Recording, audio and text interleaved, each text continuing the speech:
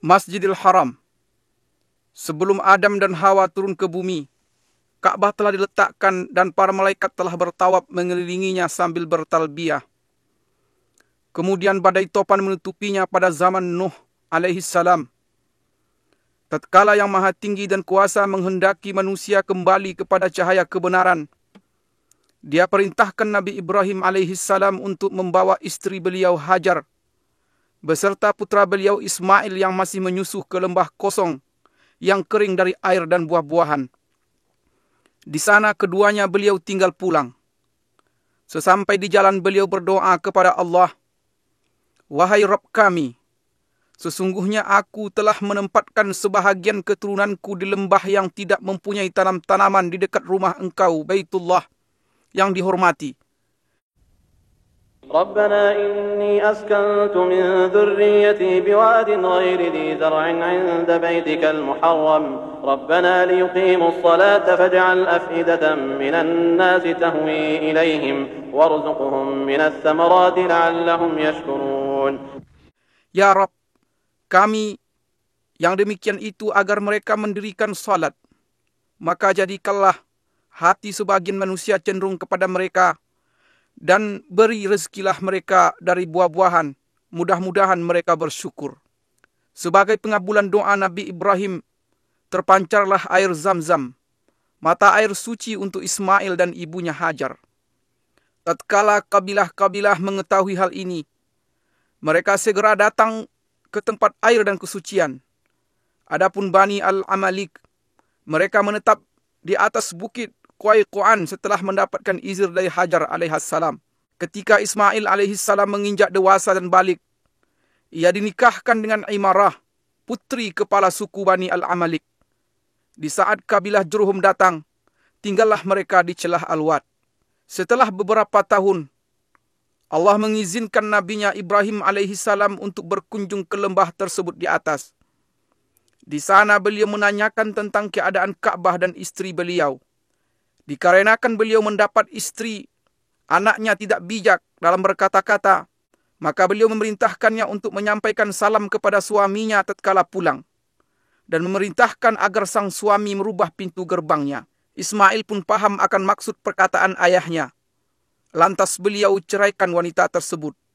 Tatkala mendengar berita itu, Bani Jurhum segera mengejar kemuliaan pernikahan dengan Nabi Ismail alaihissalam.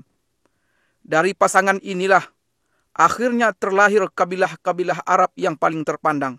Allah menunjukkan kepada Nabi Ibrahim alaihissalam tempat didirikannya Ka'bah dan menentukan sudut-sudutnya. Allah Ta'ala berfirman yang artinya,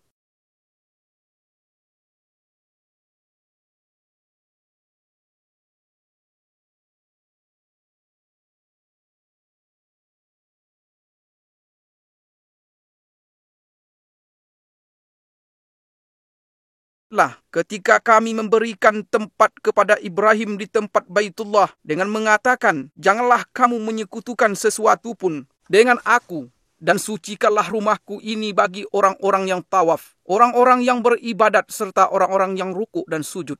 Nabi Ibrahim dan Nabi Ismail alaihimassalam pun segera memperjelas batas-batas Ka'bah, mensucikan tempatnya dan mendirikan bangunan Ka'bah dari sudut Aswad ke rukun Syamali utara, di mana terletak Hajar Aswad sepanjang 32 hasta, dan dari rukun Yamani ke Hajar Aswad sepanjang 20 hasta dengan tinggi 7 hasta.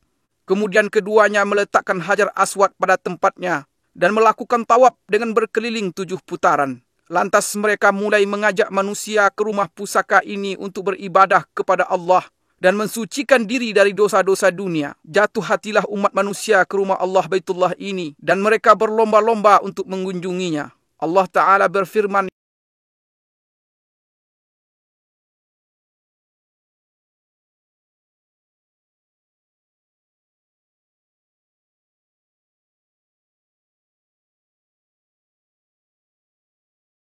kepada manusia untuk mengerjakan haji, niscaya mereka akan datang kepadamu dengan berjalan kaki dan mengendarai unta yang kurus yang datang dari segenap penjuru yang jauh. Kemudian Nabi Ismail alaihissalam terus mengurusi Baitullah hingga beliau meninggal. Sepeninggal beliau, secara turun-menurun kabilah Jurhum mengurusinya, sampai banjir bandang menjebol bendungan Ma'arif di negeri Sabak pada abad ketiga Masehi, sehingga menghancurkannya dan memaksa kabilah Asad dan Khuza'ah untuk hijrah ke arah utara. Khuza'ah menetap di Mekah setelah mengalahkan Bani Jurhum dan mengusir mereka darinya. Lantas Amru bin Luhai merubah agama Allah yang lurus dan menggantikannya dengan penyembahan patung dan berhala, serta mewajibkan orang-orang yang haji berkorban untuknya. Jadilah tawaf di Baitullah sekedar muka dan tasdiyah, yaitu tepuk tangan dan siulan. Keadaan ini terus berjalan sampai kedatangan Qusay bin Kilab bin Murrah, yang termasuk keturunan Nabi Ismail alaihissalam pada pertengahan abad ke-5 Masehi. Maka kepemimpinan dan pengurusan Mekah pun diserahkan kepadanya.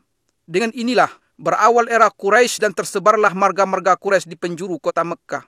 Rumah-rumah dari tanah liat dan batu menggantikan rumah-rumah dari bulu-buluan. Qusay membuat batasan seluas lingkaran tawaf yang kita kenal sekarang, mendirikan Darun Nadwa dan mengizinkan orang-orang untuk mendirikan bangunan di sekelilingnya. Memberi minuman jamaah haji adalah suatu derajat tinggi dan kemuliaan yang pada saat yang sama merupakan sebuah pekerjaan yang berat dan memakan biaya. Karena sulitnya air di tanah Mekah, dan karena Zamzam belum lagi ditemukan setelah ditutup oleh Jurhum. Seiring dengan semakin banyaknya jemaah haji dan semakin bergairahnya roda perekonomian, masalah kurangnya air menjadi perhatian utama setiap orang yang memerintah Mekah setelah Qusay. Abdul Muttalib berpikir tentang sumur Zamzam yang banyak diriwayatkan dalam berbagai berita. Ia terus berusaha mencari tempatnya, sampai ia melihat dalam mimpinya orang yang memanggil, menunjukkan tempatnya dan memerintahkan penggaliannya. Maka Allah tunjukkan posisi sumur. Dan bersamaan dengan hal ini banyak kafilah haji dan dagang yang bersegera mendatanginya, sehingga Mekah pun menjadi Ummul Qura, artinya induk desa-desa, dan pusat perdagangan yang tak tertandingi. Mekah menjadi titik temu jalur perdagangan antara Yaman dan Habsyah, Ethiopia dan sekitarnya di sebelah selatan, Persia dan Romawi di sebelah utara, India di sebelah timur, Mesir dan Afrika di sebelah barat. Mekah seolah-olah bersiap diri untuk menyambut Nabi yang paling mulia dan misi terakhir para Nabi. Rasul pilihan sallallahu alaihi wasallam lahir pada tahun Gajah 571 Masehi. Beliau tumbuh dan besar di tanah Mekah di sekitar Baitullah. Masyarakat mengenal beliau dan beliau mengenal mereka. Mereka menaruh kepercayaan terhadap beliau dan berlomba-lomba untuk merebut hati, persahabatan dan kedekatan dengan beliau. Kemudian beliau menikahi Ummul Mukminin Khadijah radhiyallahu anha. Selang beberapa tahun, mulailah perjalanan risalah dan tauhid di depan Gua Hira. Lahirlah umat Islam dan turunlah wahyu. Dengan nama Allah yang Maha Pengasih lagi Maha Penyayang. Allah Ta'ala berfirman yang artinya menyebut nama Rabbmu yang menciptakan. Dia telah menciptakan manusia dari segumpal darah. Bacalah, dan Rabbmu lah yang paling pemurah, yang mengajar manusia dengan perantaraan pena. Dia mengajarkan kepada manusia apa yang tidak diketahuinya. Mulailah cahaya dakwah di Mekah memenuhi relung hati bangsa Arab selama 13 tahun. Dan meluncurlah anak panah kedengkian pada Rasulullah SAW. Dakwah beliau dan para sahabat beliau, yang terkadang berwujud rayuan dan ada kalanya berbentuk ancaman, penyiksaan, embargo dan intimidasi. Allah pun mengizinkan Nabi SAW untuk berhijrah. Orang-orang musyrik bertekad untuk membunuh beliau. Mereka berkumpul di sekitar Baitullah pada malam hijrah. Mereka membuat tipu daya. Namun Allah juga membuat tipu daya, dan Allah adalah sebaik-baik yang bertipu daya. Allah Subhanahu wa Ta'ala berfirman yang artinya, dan kami adakan di hadapan mereka dinding, dan di belakang mereka dinding, dan kami tutup mata mereka sehingga mereka tidak dapat melihat. Keluarlah Rasulullah SAW dari Mekah dengan ditemani Abu Bakar As-Siddiq radhiyallahu anhu, menuju Yasrib dengan selamat. Meskipun jalan ke Yasrib adalah arah utara, mereka mengambil jalan ke arah selatan Mekah. Di perjalanan, Rasulullah sallallahu alaihi wasallam menoleh ke negeri tempat beliau menghabiskan masa kecil dan awal dakwah beliau sebagai perpisahan dari seorang yang sangat mencintai Baitullah Al-Haram. Kemudian keduanya berjalan bersama sejauh 10 km hingga sampai di Gunung Sur. Lantas naik sampai di Gua Sur untuk istirahat dan bersembunyi. Abu Bakar radhiyallahu anhu sangat mengkhawatirkan nyawa Nabi Muhammad sallallahu alaihi wasallam. Di lain pihak beliau sallallahu alaihi wasallam tidak terbebani dengan hal ini. Beliau berkata, "Wahai Abu Bakar, apa pendapatmu tentang dua orang yang Allah menjadi yang ketiga bagi keduanya?" Allah Ta'ala berfirman yang artinya, إلا تنصروه فقد نصره الله إذ أخرجه الذين كفروا ثاني اثنين إذ هما في الغار إذ يقول لصاحبه لا تحزن إن الله معنا.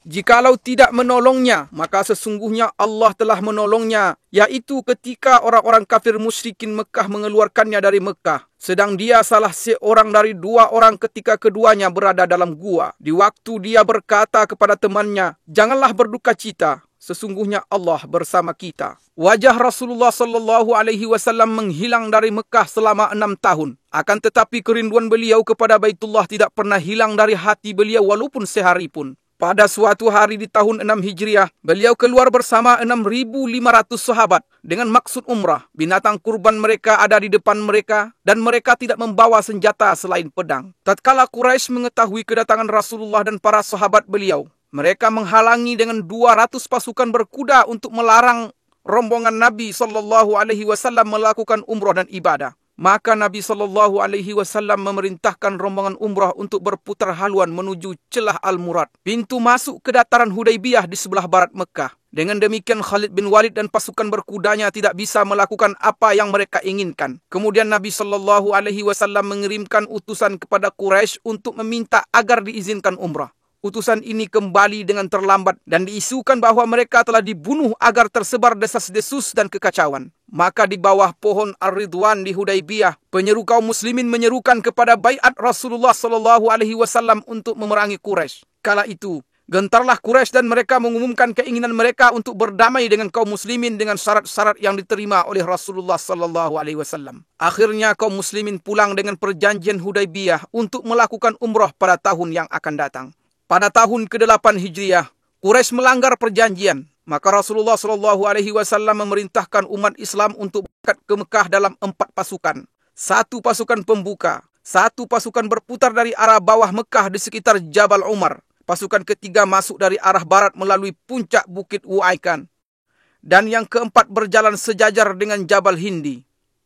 Rasulullah SAW memerintahkan pemasangan bendera perang di perbatasan arah depan Masjidil Haram.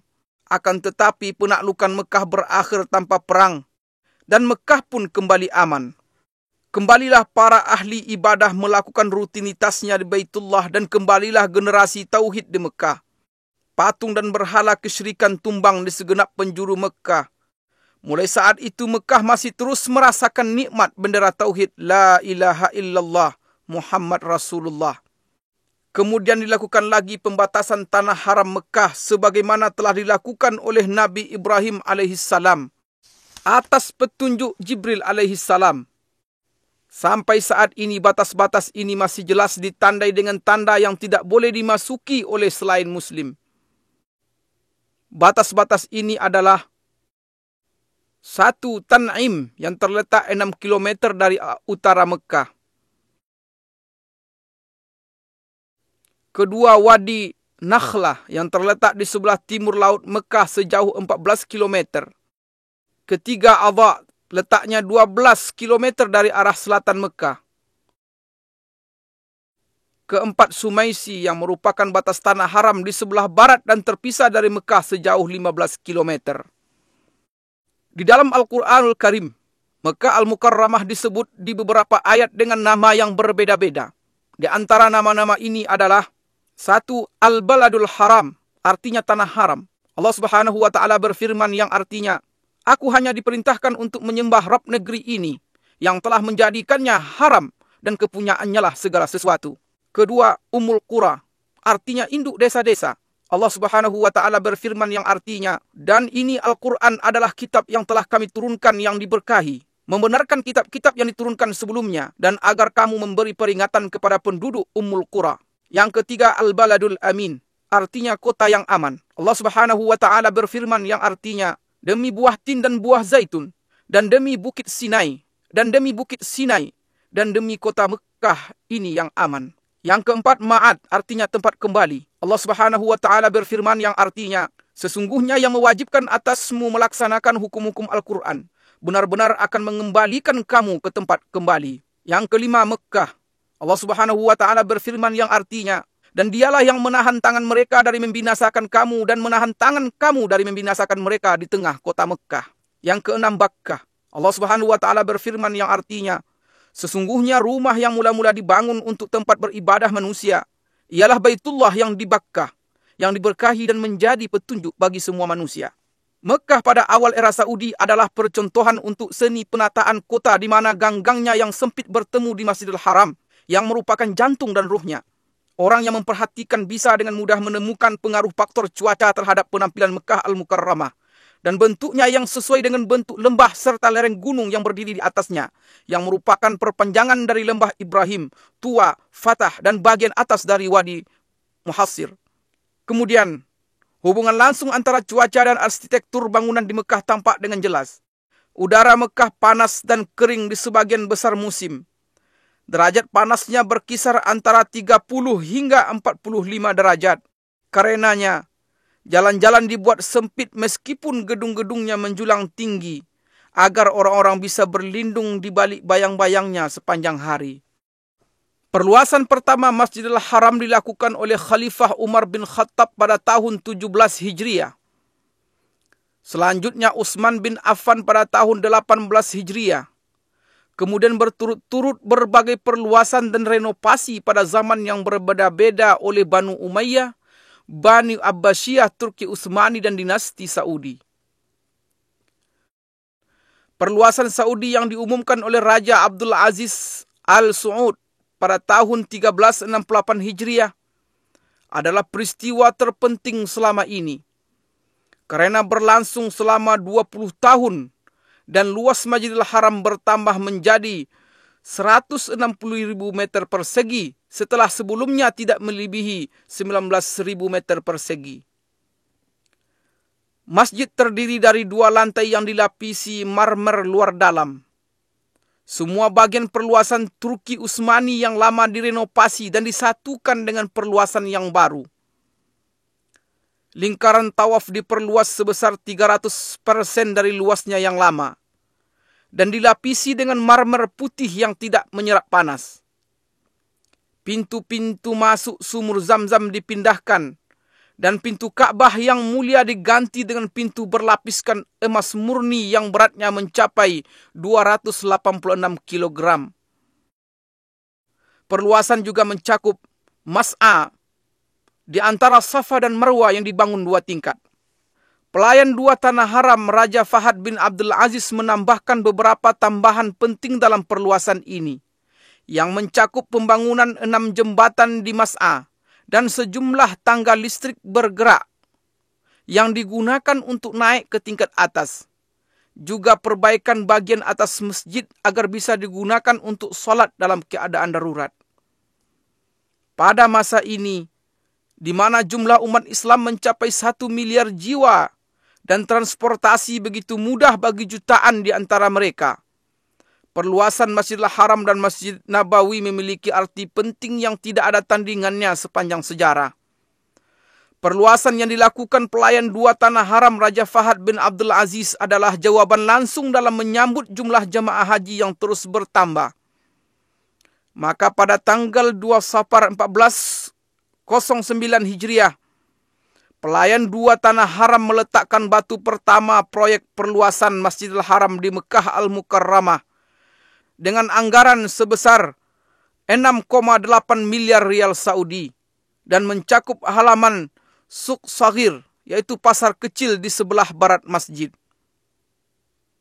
Desainnya dibuat melengkapi masjid yang sekarang dari segi eksterior dan bentuk arsitektur secara umum. Bangunan perluasan ini meliputi 1 pintu gerbang utama, 14 pintu kecil ditambah pintu-pintu masuk yang ada sekarang. Juga 2 buah menara setinggi 180 meter yang desainnya menyerupai 7 menara yang lain. Ditambah lagi pembangunan 2 bangunan untuk eskalator. 1 di arah selatan dan 1 lagi di utara, untuk memudahkan jemaah haji dan jemaah salat.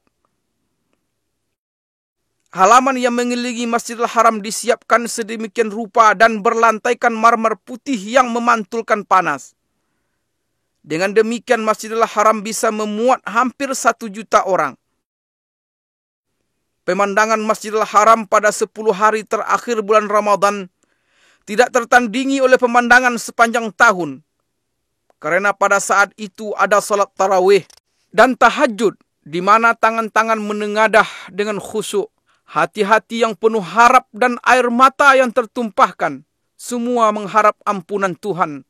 Allah Subhanahu wa Ta'ala berfirman yang artinya, dan siapa lagi yang mengampuni dosa selain Allah?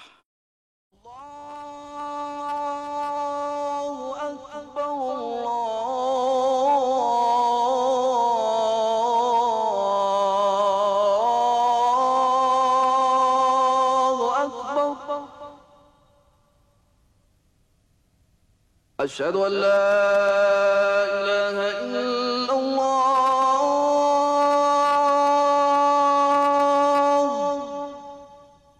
Masjidil Aqsa. Sejarah tempat ini adalah cerita bersambung 5.000 tahun sejak ditinggali oleh kaum Yabus. Kemudian penduduk keturunan Kan'an yang berdarah Arab turun-temurun menempatinya dan menjadi bagian yang tak terpisahkan dari tanah ini. Di sini mereka menemukan ketenangan dan keamanan. Mereka pun menganugerahi tempat ini peradaban dan seni. Dan tempat ini membalas dengan aliran kebaikan dan barakah seolah-olah seperti pohon zaitun yang merupakan simbol cinta dan anugerah. Sepanjang masa ini, kota ini telah mengalami lebih dari 25 peperangan yang semuanya bisa dilewati. Dan kota ini beserta penduduknya yang baik tetap bertahan dan menjadi simbol sejarah serta peradaban manusia. Kota ini berbeda dari kota-kota yang lain. Disinilah jembatan yang menghubungkan bumi dengan langit pada malam Isra dan Mi'rajnya. Disinilah sungai yang mengalir dari kesucian dan cahaya terang di hati para pencinta yang menjatuhkan bayangannya di atas bebatuan, tempat tinggal dan nama-nama. Dan sejak malam itu, yaitu malam Isra dan Mi'raj, kota ini menjadi kiblat pertama kaum muslimin. Mereka menghadap ke arahnya dengan hati mereka sebelum melihatnya dengan mata. Ia telah menetap di sanubari umat Islam sebelum mereka tinggal di dalamnya. Maka bangkitlah suatu kerinduan untuk selalu bersama. Di sini dan dari Gunung Al-Mukabbir di tahun 636 Masehi, Khalifah Umar bin Khattab melontarkan takbir bersejarahnya, di mana terlihat oleh beliau bahwa kunci kota suci ini diserahkan dan manusia seluruhnya menerima isi surat perjanjian Umar. Sejarah masih terus teruji dengan panasnya rangkaian peristiwa, dan kota suci ini pada masa Islam mengalami puncak kemajuannya dalam peradaban dan peran kemanusiaan. Bagaimana tidak? Sedangkan penakluknya yang pertama, Nabi Muhammad SAW bersabda, "Satu golongan dari umatku akan terus berada di atas kebenaran. Mereka menang dan unggul atas musuh-musuh mereka. Orang yang menyelisihi mereka tidak membahayakan mereka. Tidak pula kesusahan menimpa mereka sampai datang kepada mereka perkara Allah," artinya kematian. Sedangkan mereka dalam keadaan seperti itu. Para sahabat bertanya, "Di manakah mereka wahai Rasulullah?" Beliau menjawab, "Di Baitul Maqdis dan sekitarnya."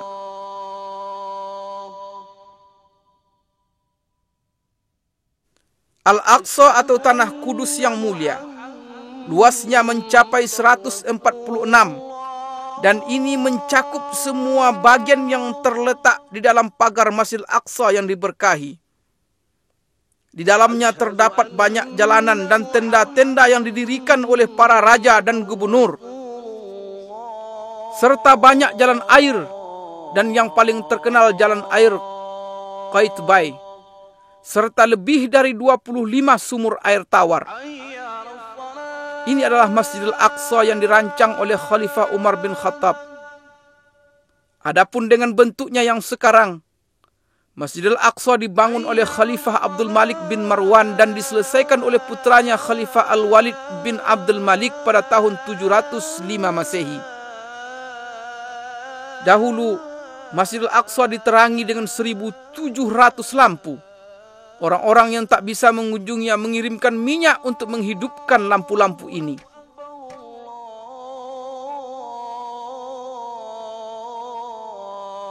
Di tempat ini terdapat kubah-kubah indah yang mendunia, yaitu Masjid Qubbatus Sakhra yang disepakati oleh semua ahli sejarah sebagai bangunan paling indah di atas muka bumi. Pembangunannya diawasi oleh dua insinyur Palestina, Raja bin Haya dari Baisan dan Yazid bin Salam dari Al-Qudus, Yerusalem pada tahun 691 Masehi di masa pemerintahan Khalifah Abdul Malik bin Marwan. Dan tangan-tangan terampil telah mengukir surat Yasin yang merupakan jantung Al-Quran di jantung Palestina yang terus berdetak dengan tauhid sepanjang zaman.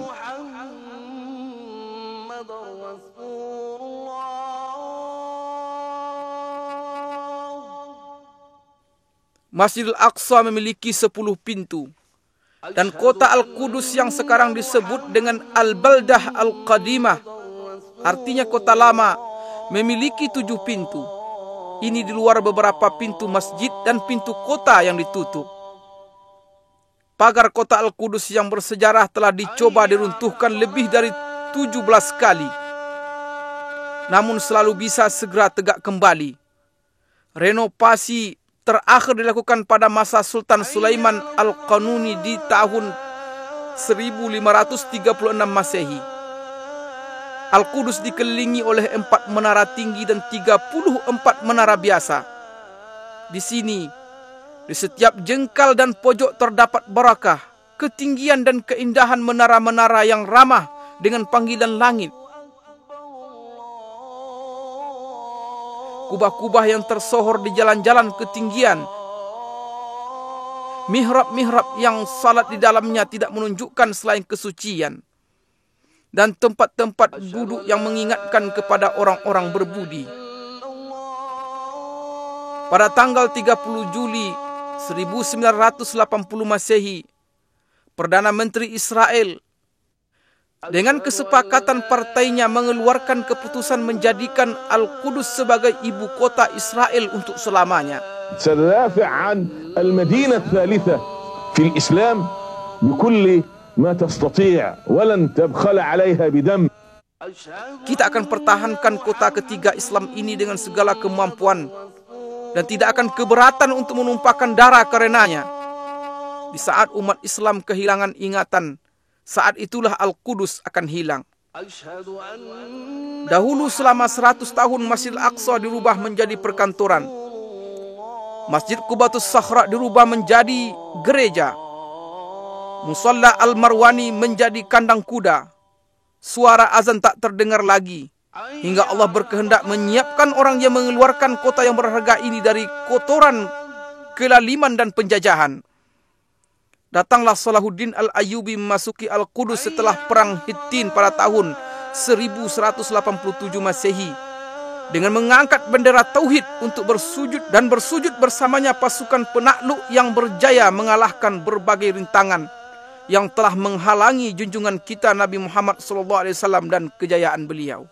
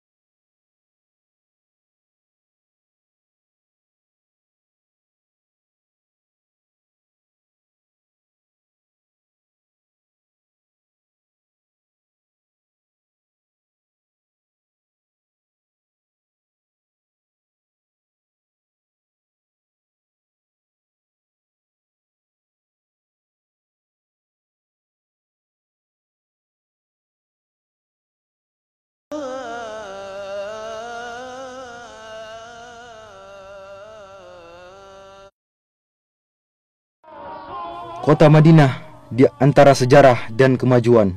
Selamat datang di kota Madinah Munawwarah, tempat kembalinya keimanan dan tempat tinggal Rasulullah sallallahu alaihi wasallam. Selamat datang di kota Madinah bersama kilauan perkembangan dan kemajuan yang ada di dalamnya. Kita akan membaca perjalanan sejarah kota Madinah dimulai dari zaman dahulu kala sampai zaman yang terang yang menyinari dunia.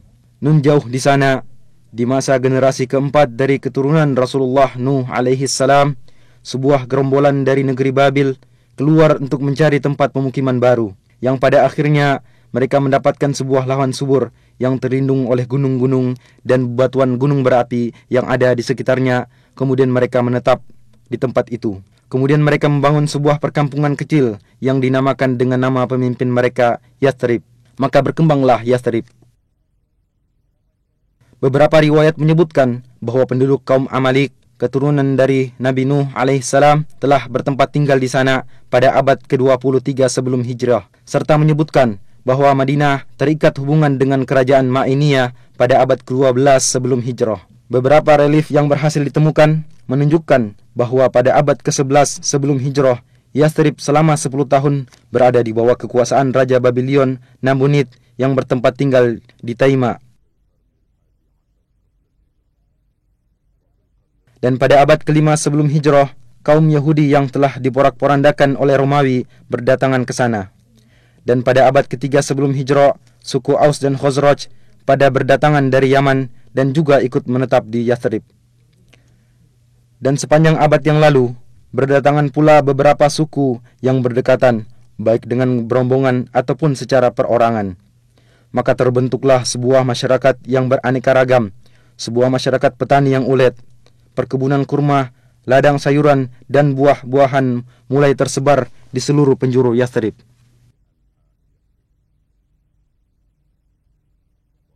Sehingga kafilah-kafilah dagang yang berpindah-pindah antara negeri Syam dan Yaman singgah di sana untuk membekali diri dengan airnya yang jernih dan kurmanya yang istimewa, serta untuk melakukan tukar-menukar barang dagangan dengan penduduknya. Dan pada tahun 120 sebelum hijrah terjadi sebuah peperangan antara suku Aus dan Khazraj yang semua itu tidak lepas dari muslihat dan tipu daya kaum Yahudi. Peperangan yang terjadi berkali-kali yang dikobarkan oleh rasa iri dan dendam menjadikan kehidupan menjadi kacau dan menyebabkan kebanyakan orang merasa jemu dengan keadaan yang ada, sehingga mereka dengan penuh rasa sabar menunggu terjadinya sebuah perubahan. Benih jalan keluar dan perubahan mulai muncul pada tahun ketiga sebelum hijrah, ketika pada musim haji beberapa orang dari suku Khazraj bertemu dengan Rasulullah sallallahu alaihi wasallam. Kemudian beliau sallallahu alaihi wasallam mendakwai mereka untuk memeluk agama Islam dan membacakan beberapa ayat-ayat Al-Qur'an kepada mereka. Akhirnya sebagian mereka mengatakan kepada sebagian yang lainnya, "Wahai kaumku, ketahuilah demi Allah, sungguh dia adalah nabi yang dijanjikan oleh orang-orang Yahudi dan jangan sampai mereka mendahului kalian kepadanya." Kemudian mereka berkata kepada Rasulullah sallallahu alaihi wasallam, "Kami tinggalkan kaum kami dan di antara mereka sedang terjadi permusuhan dan perpecahan yang sangat dahsyat. Mudah-mudahan Allah subhanahu wa ta'ala denganmu mempersatukan mereka." Kemudian mereka kembali ke kota Yathrib dalam keadaan beriman. Pada tahun berikutnya, 10 orang dari suku Khazraj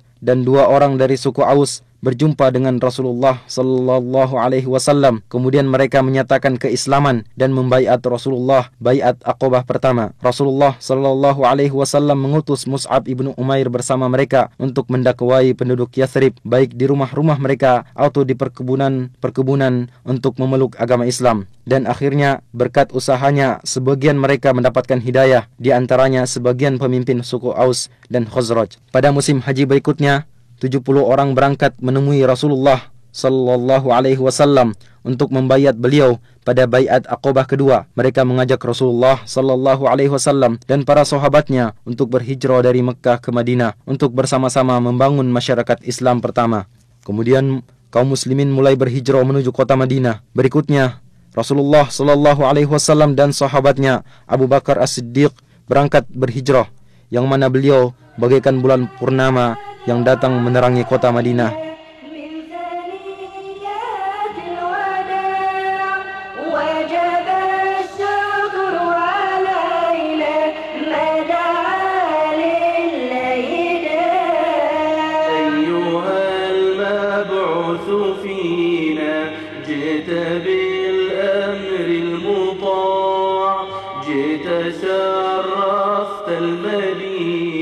dan mulailah perubahan besar dalam sejarah.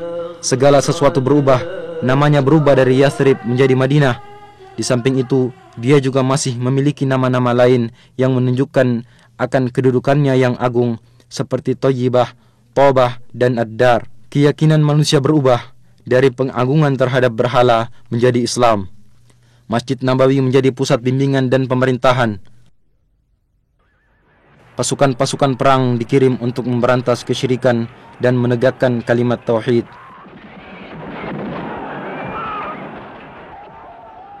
Pada tahun kedua Hijriyah, di tempat sejauh 160 km dari kota Madinah, terjadi perang Badar. Kaum musyrikin berhasil dikalahkan, bahkan pembesar dan pemimpin mereka terbunuh, sehingga menimbulkan niat dari mereka untuk membalas dendam. Dan pada bulan Syawal tahun ketiga Hijriyah, mereka menuju ke kota Madinah. Kedua belah pihak bertempur di bawah gunung Uhud. Kaum muslimin berperang dengan gagah berani. 70 orang dari mereka gugur syahid, di antaranya Hamzah paman Rasulullah sallallahu alaihi wasallam, dan akhirnya kaum musyrikin mundur dan kembali ke kota Mekkah. Dan pengiriman pasukan dan peperangan yang terus-menerus menyebabkan kaum musyrikin tersakiti, sehingga suku Quraisy bersekutu dengan suku musyrikin lainnya, dan pada tahun kelima Hijriyah mereka kembali berangkat menuju ke kota Madinah dengan harapan mampu menghancurkan masyarakat Islam.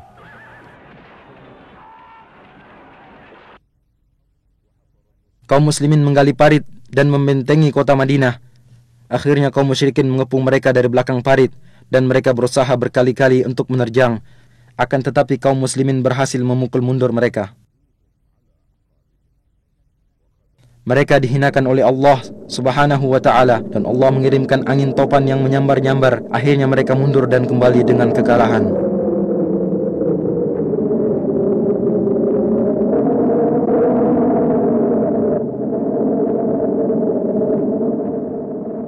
Sepanjang masa Nabi sallallahu alaihi wasallam, kemudian zaman Khulafaur Rasyidin, Madinah merupakan ibu kota negara Islam yang luas.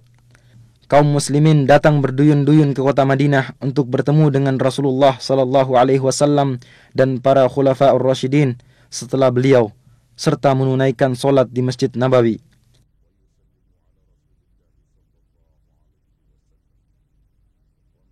Bersamaan dengan bertambahnya masyarakat Islam, maka dirasakan perlunya perluasan Masjid Nabawi. Pada tahun ke-7 Hijriyah, Rasulullah sallallahu alaihi wasallam melakukan perluasan masjid untuk pertama kalinya. Kemudian pada tahun ke-17 Hijriyah, Khalifah Umar ibn Khattab melakukan perluasan dengan merenovasi bangunan seperti bentuknya semula.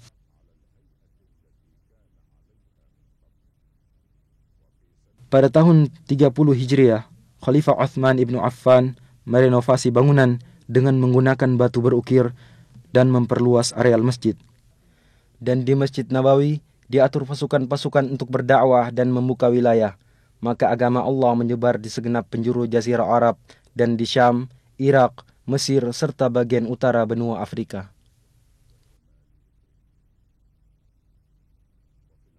Di zaman Umawi, pemerintahan dipindahkan ke kota Damaskus, dan bersamanya pindah pula lah denyut kehidupan politik dan gejolaknya. Madinah telah menjadi sebuah wilayah pemerintahan yang tenang. Ladang dan perkebunan semakin banyak, sampai-sampai terlihat di sekitar Wadi Aqiq tiada lagi tempat untuk bangunan. Keadaan terus berjalan seperti ini sampai pertengahan dinasti Abbasiyah, di mana pada permulaannya muncul Imam Malik ibnu Anas rahimahullah. Kemudian banyak orang dari berbagai penjuru datang untuk belajar di majelisnya, di antaranya Imam Asy-Syafi'i rahimahullahu ta'ala.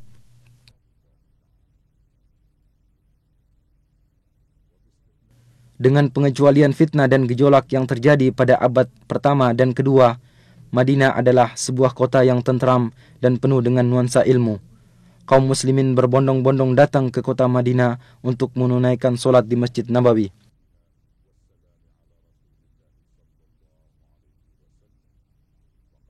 Khalifah Al-Mahdi memerintahkan agar diadakan perluasan Masjid Nabawi dan mempertahankan bangunan lama. Dan pada abad ketiga Hijriyah, mulailah muncul kemerosotan dalam berbagai aspek kehidupan, di mana bangunan-bangunan berkurang, istana-istana yang terletak di Aqiq mulai ditinggalkan dan keamanan menjadi kacau. Sering terjadi perampasan terhadap kafilah-kafilah dagang. Kota Madinah menyusut hingga terbatas dalam pagar kota yang dibangun pertama kali pada tahun 263 Hijriah. Beberapa kali pagar kota dibangun dan diperluas hingga mencakup perluasan kota yang masih sangat terbatas. Demikianlah keadaan kota Madinah yang mengalami masa pasang surutnya hingga abad ke-10 Hijriah. Pada tahun 578 Hijriah, di saat perang salib sedang berkecamuk, salah seorang pemimpin salib yang bernama Arnaud mengirimkan sebuah pasukan dengan menggunakan kapal. Mereka bersembunyi-sembunyi menuju ke Laut Merah, kemudian mendarat di Yambo, kemudian menuju ke kota Madinah. Maka pasukan Salahuddin Al-Ayyubi rahimahullah mengejar mereka dan akhirnya berhasil menghadang mereka dalam jarak perjalanan 1 malam dari kota Madinah. Sebagian besar dari mereka berhasil dibunuh dan yang lainnya ditawan, dan Allah masih tetap menjaga kota Madinah dari kejahatan mereka. Pada tanggal 5 Rajab tahun 654 Hijriah, sebuah gunung besar yang terletak di sebelah timur kota Madinah meletus dan mengalirkan sebuah sungai lahar ke arah barat menuju ke kota Madinah. Lalu dengan takdir Allah Ta'ala menyimpang ke arah utara. Gunung tersebut terus memuntahkan laharnya sekitar 3 bulan lamanya. Pada tahun 886 Hijriah, kobaran api yang disebabkan oleh sambaran petir melahap bangunan Masjid Nabawi dan menghancurkan sebagian besar dari bangunan masjid. Akan tetapi kamar Nabi selamat dari lalapan api. Kemudian atas dana dari Sultan Qutbai, bangunan Masjid Nabawi dikembalikan lagi. Sebagaimana juga dibangun beberapa sekolahan dan tempat-tempat belajar mengaji yang mengumpulkan ulama, para penuntut ilmu, dan orang-orang yang tinggal berdekatan. Pada abad ke-10 Hijriah, kota Madinah mulai dikuasai oleh dinasti Utsmani yang berlangsung selama 4 abad. Yang di sela-selanya, kota Madinah menyaksikan berbagai kejadian yang bermacam-macam. Di antaranya yang paling besar, pembaharuan pagar kota dan dibangunnya sebuah benteng yang kokoh lagi luas, dan ditugaskannya beberapa satuan pasukan guna menjaga keamanan. Dan sungguh penduduk Madinah telah mendapatkan manfaat dari hal tersebut. Keamanan terjaga, perampokan kafilah dagang menjadi berkurang. Kemudian mulailah kepemimpinan melemah dan terjadi perebutan kekuasaan antara panglima pemerintahan. Akibatnya keamanan menjadi kacau, perampokan kafilah-kafilah dagang kembali terjadi, bahkan sampai terjadi di perbatasan kota Madinah. Di dalam kota Madinah sendiri terjadi kekacauan dan perpecahan, walau akhirnya berhasil diselesaikan. Pada tahun 1220 Hijriah, penduduk Madinah memberikan baiatnya kepada para da'i-da'i pembawa perbaikan dan bergabung dengan kerajaan Saudi pertama, dan selama 6 tahun mereka hidup penuh dengan rasa aman dan tentram. Kemudian Tulun Basha bin Muhammad Ali Basha berhasil merebut kota Madinah yang kemudian mengembalikannya lagi kepada kerajaan Utsmaniyah. Lalu pada tahun 1265 Hijriah dimulailah pembaharuan dan perluasan bangunan Masjid Nabawi yang menelan waktu 12 tahun, dan akhirnya muncullah sebuah bangunan baru yang indah dan unik.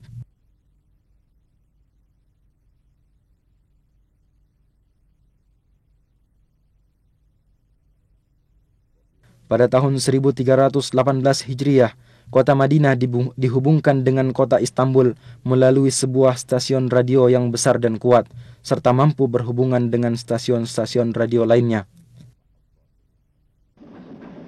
Dan pada tahun 1326 Hijriah, selesai dibangun jalur rel kereta api yang membentang dari kota Damaskus sampai ke kota Madinah, sehingga mengakibatkan terjadinya perubahan besar dalam kehidupan ekonomi, sosial, dan pembangunan. Jumlah penduduk meningkat dari 10.000 menjadi 80.000. Kegiatan dagang berkembang pesat dan kekayaan melimpah.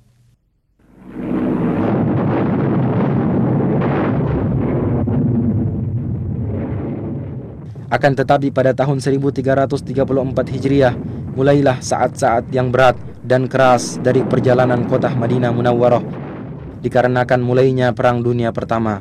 Pemimpin pasukan Utsmaniyah Fakhri Basha mengerahkan pasukan dalam jumlah besar di dalam kota Madinah dan di sekitarnya, serta membangun benteng-benteng di sekelilingnya. Pasukan Asy-Syarif Hussein beserta sekutunya mengadakan perlawanan guna menguasai kota Madinah dan membujuk penduduk Madinah untuk keluar dari Madinah dan sebagian besar dari yang tersisa dipaksa untuk berhijrah. Sehingga rumah-rumah dan perkampungan menjadi kosong dari penghuninya. Selama 3 tahun, orang-orang yang masih menetap tinggal di dalamnya diblokade, sehingga mereka mengalami kelaparan dan kekurangan pangan.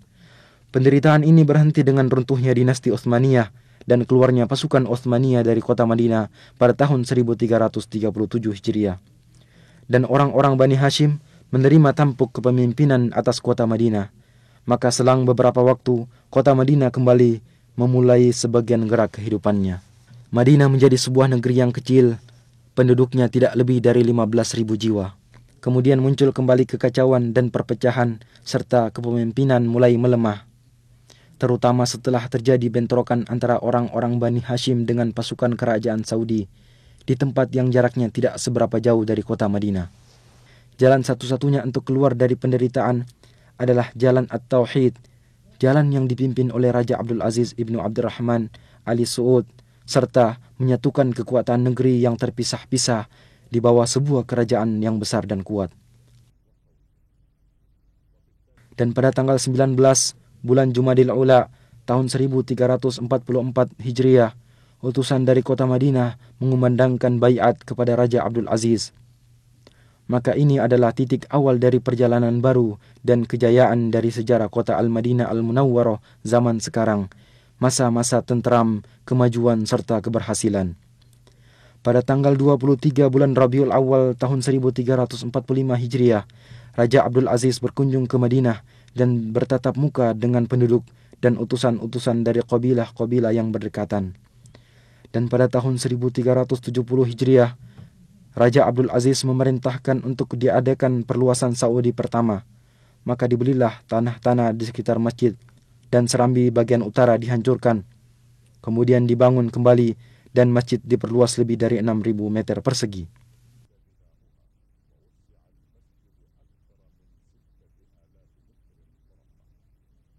Maka tampillah sebuah bangunan baru lagi indah yang serambinya menampung ribuan jamaah solat.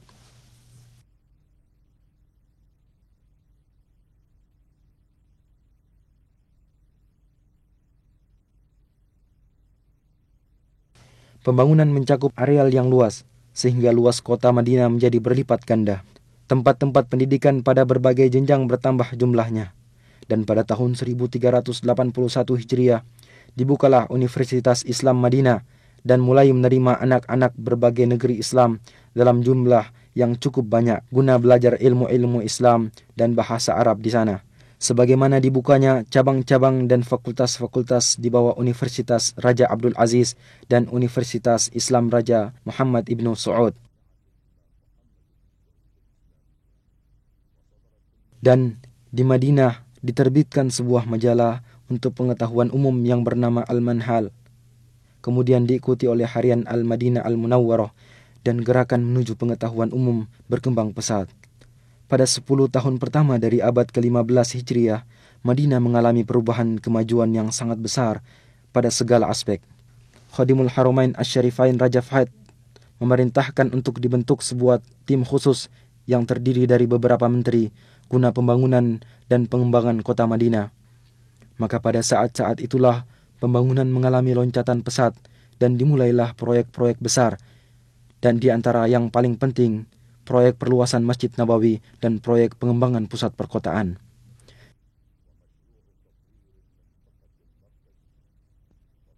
Dan pada tanggal 15 bulan Safar tahun 1405 Hijriah, Khadimul Haramain Asy-Syarifain meletakkan batu pertama untuk proyek tersebut, maka dimulailah pekerjaan pembangunan besar ini. Satu daerah pemukiman penduduk yang berada di sekitar masjid dibebaskan dan para pemilik gedung-gedung diberikan uang ganti rugi dengan penuh, bangunan-bangunannya dimusnahkan. Lalu mulailah penggalian pondasi yang dalam dan pemancangan tiang-tiang besar, yang akhirnya sedikit demi sedikit pembangunan masjid ini dapat diselesaikan. Selama 9 tahun, pekerjaan berjalan siang dan malam, tanpa harus mengganggu pelaksanaan ibadah solat di Masjid Nabawi tersebut. Dan bimbingan serta pengawasan dari Pangeran Abdul Majid Ibnu Abdul Aziz, Gubernur Madinah, memiliki peranan besar dalam pelaksanaan proyek ini secara mendetail. Akhirnya pembangunan selesai dan diresmikan oleh Khadimul Haramain Raja Fahad Ibnu Abdul Aziz pada tahun 1414 Hijriah. Bentuk pembangunan baru ini adalah dengan memperluas bangunan lama sebesar 73.000 meter persegi. Adapun atapnya dirancang sedemikian rupa agar serambi dan ruangannya mampu menampung ribuan jamaah solat. Kemudian di bawah pelataran dibangunlah tempat parkir bagi kendaraan yang mampu menampung 5.000 kendaraan roda 4. Dan di tempat yang terletak sejauh 7 km dari masjid juga dibangun sebuah pusat pendingin udara, di mana melalui pipa besar udara dingin dihantarkan ke Masjid Nabawi. Sungguh Masjid Nabawi telah menjadi sebuah bangunan yang istimewa, di mana di dalamnya para peziarah akan menikmati saat-saat beribadah yang tenang dan menyenangkan. ذلك فضل الله يؤتيه من يشاء والله ذو الفضل العظيم. Sebuah proyek besar lain, yaitu proyek pengembangan pusat kota, mengiringi perluasan Masjid Nabawi ini. Proyek ini dirancang dengan cermat dan terpadu, dan luasnya mencakup 2,5 juta meter persegi, separuhnya untuk bangunan dan separuh lainnya untuk pertamanan, jalan, trotoar, kuburan baki, dan tempat-tempat pelayanan. Dan dengan cepat telah bermunculan pula komplek-komplek besar untuk perumahan dan pertokoan yang masing-masing bangunan terdiri dari ratusan apartemen dan kamar penginapan serta ratusan pertokoan yang dibangun dengan desain terbaru. Demikianlah seakan-akan sebuah kota yang dibangun dengan rancangan arsitek dan peralatan modern mengitari Masjid Nabawi. Setiap orang akan merasakan kehidupan yang menyenangkan dan pelayanan yang lengkap.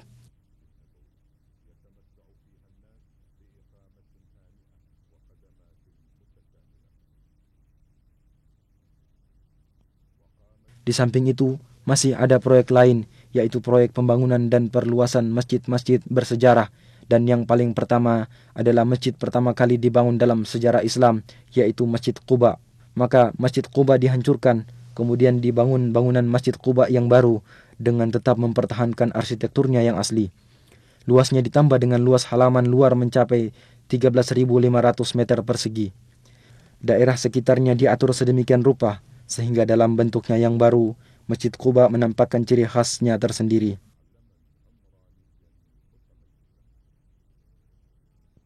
مسجد أسس على التقوى من أول يوم أحق أن تقوم فيه رجال يحبون أن يتطهروا والله يحب المطهرين.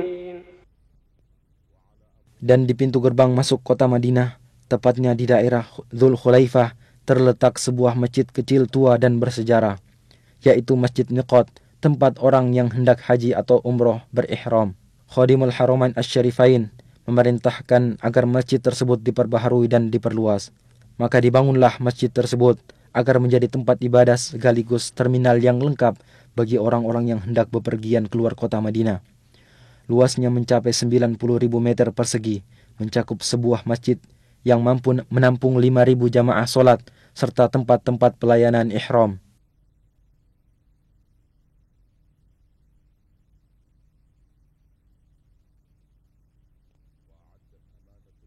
Dinas Tata Kota Madinah membuat perencanaan kota yang membagi kota atas 3 lapis lingkaran. Pada setiap perkampungan dibangun taman-taman agar Madinah tetap subur dan hijau. Keanggunan model yang melengkapi keagungan isi akan semakin menampakkan norma-norma keimanan yang diemban oleh kota ini sepanjang sejarah. Sementara itu, orang yang bertempat tinggal di dalamnya atau berziarah ke sana akan mendapatkan manisnya iman, tempat tinggal yang tenteram, serta ketenangan jiwa. Dan di antara tanda-tanda kemajuan yang menunjukkan akan ciri khas kepribadian sejarah serta norma-norma keimanan Madinah Munawwarah, percetakan kitab suci Al-Quran, markaz ilmu, dan percetakan terbesar di dunia yang dikhususkan untuk pelayanan Al-Quranul Karim. Tergabung di dalam percetakan ini sejumlah ulama, cendekiawan, dan ahli qiraat, yaitu ahli baca Al-Quran yang bertugas mengoreksi penulisan kitab Allah, Al-Quranul Karim. Sementara itu, percetakan dilengkapi dengan alat-alat cetak termodern. dan bertugas mencetak kitab suci Al-Quran beserta terjemahannya dalam berbagai bahasa umat Islam. Percetakan juga menyiapkan studio khusus untuk rekaman serta kaset dan piringan hitam untuk merekam bacaan Al-Quran.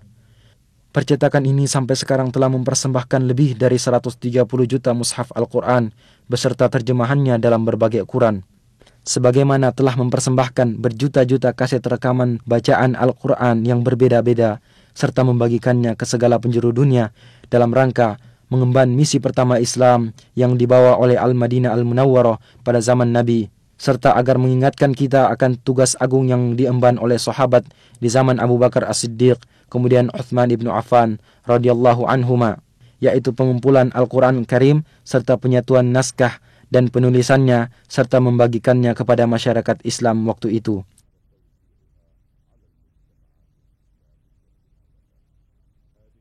Ini semua adalah tanda-tanda dari kepribadian Al-Madinah Al-Munawwarah agar selalu mengemban kehormatan ini, kehormatan melayani kitab Allah Ta'ala, agar kecintaan terhadap kota Madinah selalu berada dalam sanubari setiap muslim sebagai realisasi atas doa Rasulullah sallallahu alaihi wasallam, "Ya Allah, jadikanlah kami cinta terhadap Madinah sebagaimana cinta kami terhadap Makkah atau lebih.